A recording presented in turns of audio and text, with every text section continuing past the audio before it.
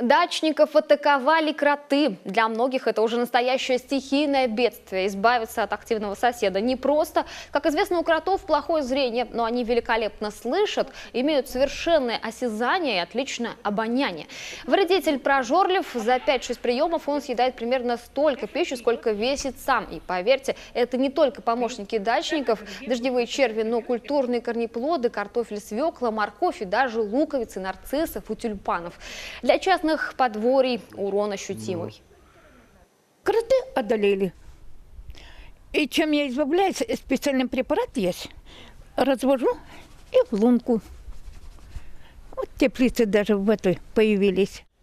При прокладке своих многочисленных тоннелей животные еще неизбежно подрывают корни огородных растений. Они подвисают в коридорах кротовых ходов, где становятся доступны другим грызунам, крысам и мышам.